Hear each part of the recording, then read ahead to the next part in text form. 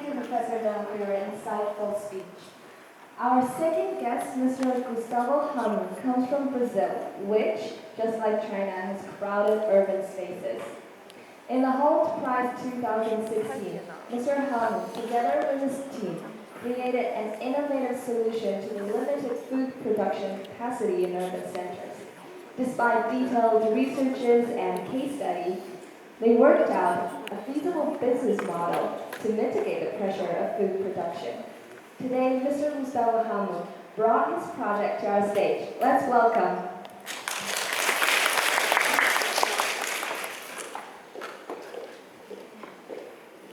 Good morning, everyone.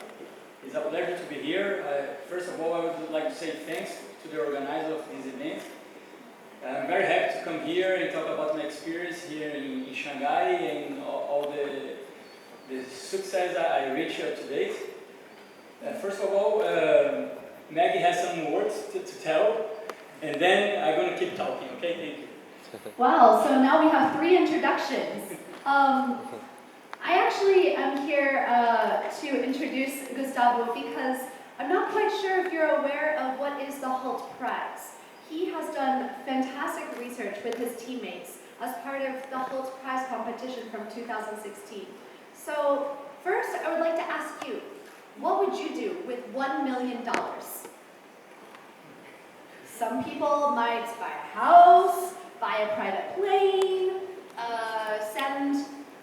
send all of your relatives to Harvard University, but some people have a certain inner drive, like Gustavo, to help as many people as possible. So as part of the Holt Prize, he and his teammates have put together this winning business plan that is supposed to help as many people in the city of Shanghai as possible. And unfortunately, he did not win the competition, which was held in the spring of this year, but the idea still prevails. If he had won the competition, he would have received $1 million to promote his business plan. The winning team was an excellent team from India, but I wanted to introduce this concept to you because all of you right now are participating in a similar competition. But actually, is there any money on the line? No? Are you going to win $1 million here? No? But you are getting excellent practice today. You are all doing a fantastic job in preparing for months for this competition. So it will serve you well in the end. Who knows, maybe next year or the year after, you might be able to participate in the Holt Prize Challenge of 2017 or 2018 and win the $1 million to make the world a better place.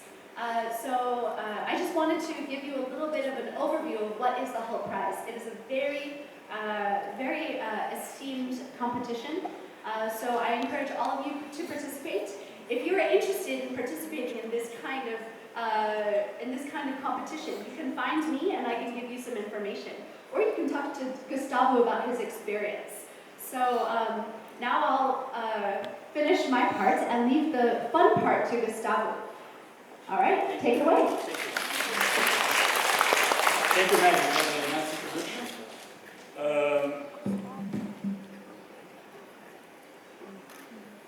So that's me, 5 years ago, when I graduated in geology in Brazil, and I started to work as a geologist for a mining company searching for gold in the Amazon forest, in the north part of Brazil. It was a very rainy day. I was driving this truck for the first time, and I got stuck in the mud. Actually, this picture is just the first time I got stuck in the mud, but I got stuck after this several times, countless times. And that day, I just had one hammer with me, and I couldn't take the car out there. I need to walk 5 kilometers to find some help and pull the car out. But I had fun. I worked there for 5 years. I made several friends. I made very good partners, also business partners. And I was loving what I was doing. Until today, like even I am not working as a geologist anymore, I still say that I'm a geologist. I'm very proud of that. But I was missing something in my life because if you want to reach high-level positions in your life, in your career, you need to have some business background. And I didn't have that by that time. So I started to look for a business graduation, a master's degree. And because I studied academic English for several years in Brazil, I thought I was prepared already to pursue a career abroad Brazil, an international career. So I found out, and I came to Shanghai 8 months ago. I decided to come to Shanghai because it was a great opportunity to study abroad. It was a great opportunity to meet a new culture. I never came to Asia before. And I can tell that I'm enjoying this place up to date. I love Shanghai. I met very nice friends here. I already get used to the metro at 6 p.m. I actually can say that I like the Xiaofan when we get out of the nightclubs. And I think I'm doing very well here. I don't pretend to come back to Brazil soon. And after I started this master's degree at Holt, like 2 months after, they presented to us the Holt Prize. And this Holt Prize, so as Meg told you, is just a competition between universities from all around the world, focused on some social problems. And this year, the subject, the topic was about crowded urban space and urbanization. In the beginning, I didn't want to participate. I was afraid. I was using the same excuse everyone uses for everything. I don't have time. I'm not good enough. I don't know how to speak English properly. And some friends of mine, they start a team at Holt, and they start to work on the competition. And later on, they insisted to me to participate, and I joined them, and I'm very happy to have done that. So, by the way, let me present my team that we were together. So this is Tuğçe from Turkey, this is Amanda, she's from United States, and this is Florian from Germany. So we were a very diversified team. And in the beginning we weren't that friends, but after several weeks working under tension and stress, we get very close, very together. So, and together we were WeSeed, right? Yes. And we started to work on this competition. So what is important to remember here is that if you want to come with an idea that people are gonna like, if you want to come with an idea that you will convince people, you need to come with an idea that will solve some problem. So before searching for an idea, we start to search for a problem related to urbanization. And we did several research. We spent several hours on libraries, on the internet, struggling with VPN and Google. And we finally came up with two main issues related to urbanization, which are poverty and food control and safety. 362 million people live in China below the poverty line. It means that they live with less than $2 a day, around 12 RMBs. And although China is fighting against the poverty and is doing very well, we still have this problem, especially in the cities. So people are leaving the rural areas, as the professor mentioned before, and they come to the cities in order to search for a better condition, a better job, a better opportunity, more money. But the problem is that the city cannot handle the huge inflow of people that is coming. There is no way to sustain this huge inflow of people. So they start to get marginalized by the society. So they come to the city, they don't find what they look for, and they start to get marginalized. The second problem is the food control and safety, and is strictly related to the industrialization process that China is being through the last 30 years. The amount of pollution is increasing, not only in the air, but also in the water and in the soil. And the people start to use more, the farmers start to use more chemicals and fertilizers to increase the production of the farms. So facing these two problems, we start to think about a solution. And we came up with several brainstorm sessions. We engaged not only our closest friends, but we started to talk with people around our university. We made this kind of brainstorm sessions. Actually, they are very fun because you just ask people to give ideas, that come to their mind. And it doesn't matter if it's a good idea or not. It doesn't matter if it's crazy or not. We just come with crazy ideas and put everything on a paper. And then we started to think about what is good, what it works or not. We made endless meetings and calculations. This is Amanda working on our value chain and trying to come up with a nice business model. Actually, it got crazy. This is a real picture of Amanda getting crazy after a 10 hours meeting. And although she was a native speaker, English, we were discussing each comma and every word she would say during our presentation. In the screen behind there, you can see the presentation. We were working word by word to make a perfect pitch. In the end, we had fun. I can tell you it was an amazing experience. We cannot deny it's very time demanding. You need to get in for real in this kind of competition. But we became best friends. This guy nowadays, they are spread around the world. Amanda is back to the United States. Tuche is over there with her. And Florian is traveling around Asia before continuing his study. We came up, and all this environment helped us to come up with an idea, which is urban farm. So, urban farm is basically farms set up inside the cities. And the technology to make it happen is hydroponics or soilless farming. Who here have heard about soilless farming already, or hydroponics? See, okay, some people, okay, thank you. It's not that common, but I can assure you that is a global trend nowadays. It's very simple, and it's just about a small system where you put water with nutrients. And as the name says, it's soilless, so you don't need soil to grow your crops.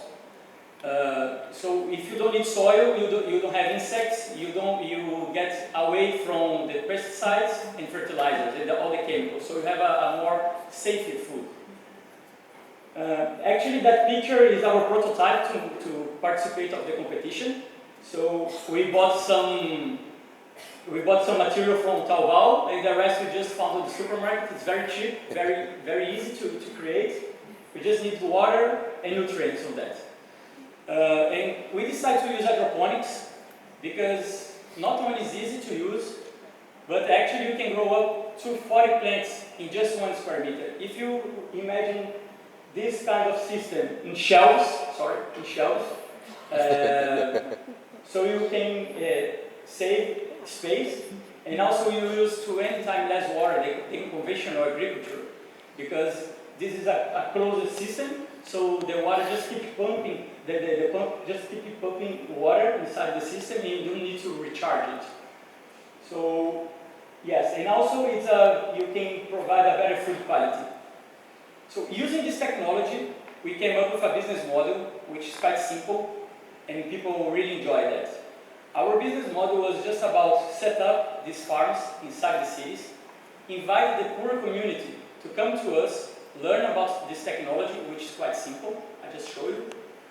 They would grow their own crops, or own produce in our facilities, and we, as WeSeed, we would sell these crops and this lettuce or all the food they create, they grow in our facility to markets such as Carrefour or Century Market or grocery stores locally. So actually we would work as a channel between these new farmers and this market. It's a good idea. The judges really like that. But the problem is that we were competing against very strong teams from all around Asia. And there was one team from India that had already a pilot running back to their country. So they had already numbers, they had the pictures of the facility, they had already profits. So the judges in the end thought their idea was more tangible, more easy, feasible to happen. And we didn't win the competition. But that's not a problem, because it doesn't matter if you won the competition or not. It doesn't matter what we are talking here right now, because outside the urbanization is still going on. So while we are here, people are moving to Shanghai, people are moving to Beijing, people are moving to São Paulo, New York. It doesn't matter if it's China or not. The urbanization is actually a trend. So by 2050, 1 billion people would be living in urban areas. And it's not only a Chinese trend, it's also a global trend, because by 2030, 5 billion people will be living inside the cities. And unfortunately, we cannot handle this growth in a sustainable way. So the message I want to give you guys is like, doesn't matter your background, doesn't matter your age, doesn't matter your language. Look at me, I'm a geologist, Brazilian, speak Portuguese, terrible accent. I'm here trying to talk about WeSeed and urban farm. Really doesn't matter, because I think what we need to have in mind is that we can be part of the solution instead of the problem. So it's up to you, it's up to we think how can we help people like this person to suffer less during the urbanization process. Thank you very much. I'm now open for any question you might have about the technology.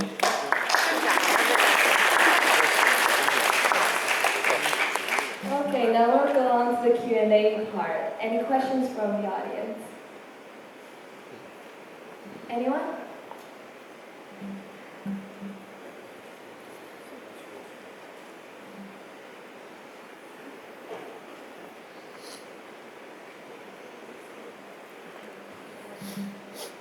Hello, it's nice to meet you. And I just wonder, how can you monitor the form of the soil response?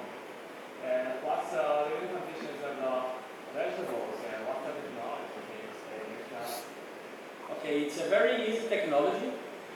Actually, there are different levels of hydroponics, right? So we have the most simple one that we use it in our prototype. We just need a sensor to check the temperature of the water. But we also there are some hydroponics here in Shanghai, for example. People are cultivating and growing crops that are quite expensive because they use several technology applications on the mobile phone to check the pH of the water, to check the temperature of the water, the humidity of the room. So there are actually lots of technology to follow the growth of the crop. You mean you have an application to check the living conditions of the Yes. vegetables? Yes. Yeah. And is there a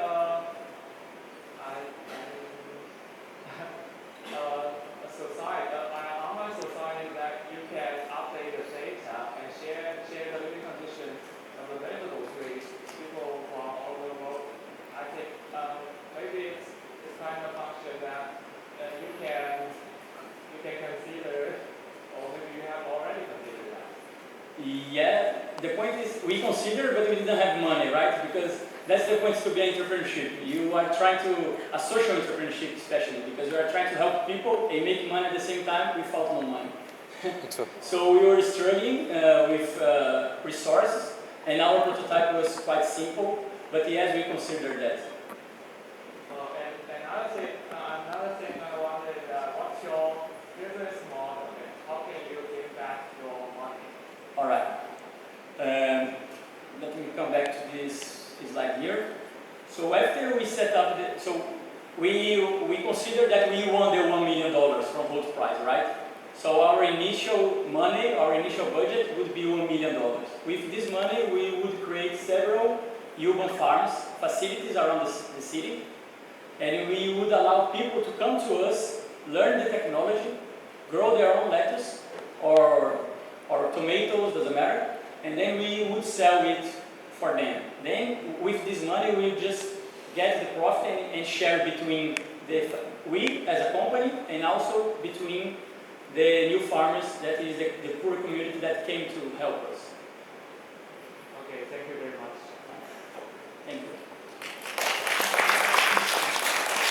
Any more questions from the audience?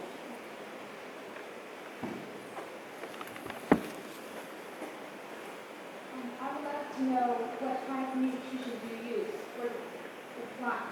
Yeah, there are three main nutrients, which are potash, phosphorus, and nitrates.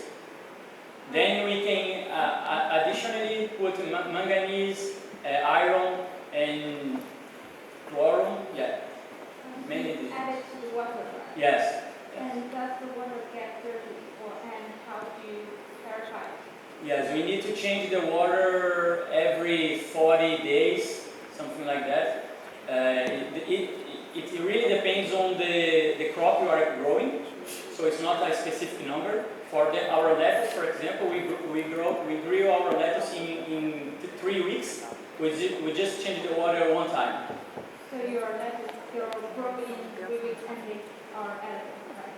Yes. Actually, we ate them after the presentation just to prove to people that we're safe and delicious. Thank you. Okay. Now for the final question.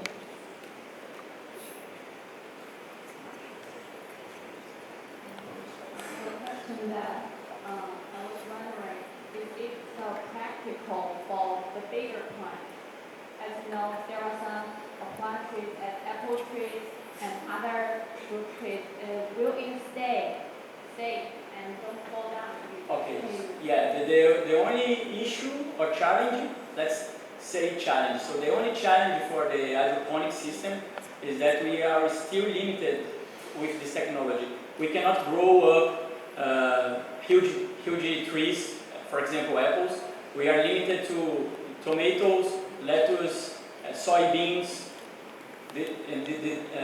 cauliflowers, broccoli, but not big trees. We cannot. Thank you. We can have one more question. Mr. Girls are waiting a while.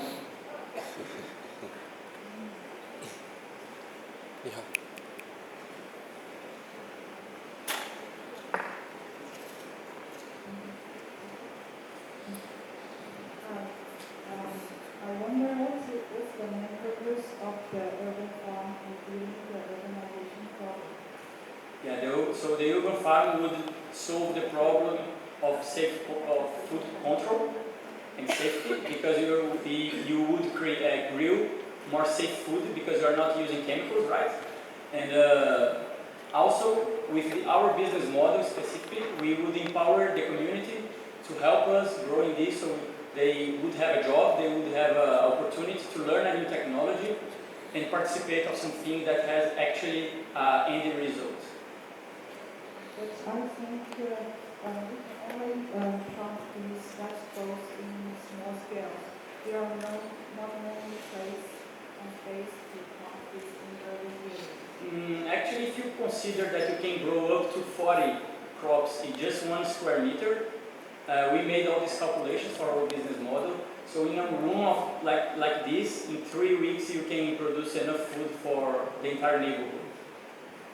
It's quite efficient, the technology. It doesn't seem, because it's very simple, but actually it works. I think the biggest problem we face is the mindset of people nowadays. It's still a trend, it's a beginning trend in the world, and people are not used to the idea of growing vegetables inside home and without soil, but actually this works. I think it's just a matter of time, and I hope you remember me after 10 years when you see this kind of technology all around the cities. Thank you.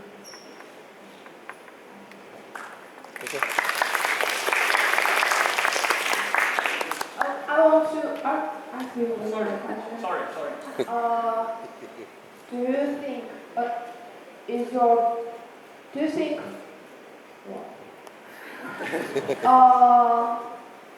farm market will, instead of the Chinese farmers work in the future? I think this is like as Uber is a disruptive innovation, so it's something that will take place in the future. So if you're thinking long term, ideally is like everyone should use this kind of technology instead of the conventional farm. It's not that we want to take jobs from the rural workers. We just want to give them a new technology to work on it. And how you make sure you can grow ecological food, and there will be some companies to buy your market. Can you clarify the question, please? How you make sure you can grow ecological food in your farm market? In our business model, because we would spread the knowledge, so our idea is to have people, specialized people, to teach how to do that and to take care of the farm in the beginning. Once you learn how to do that, we ensure that you can do it by yourself. And because hydroponics is so a clean system that is almost impossible to don't be healthy. A final question. Yeah. Do you have a girlfriend? Yes, I have.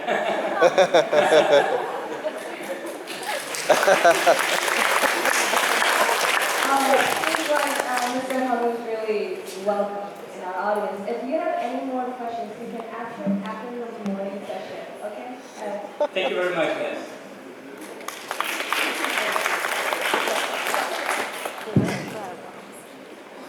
Well, the last question broke many hearts, I believe. Mr. Gustavo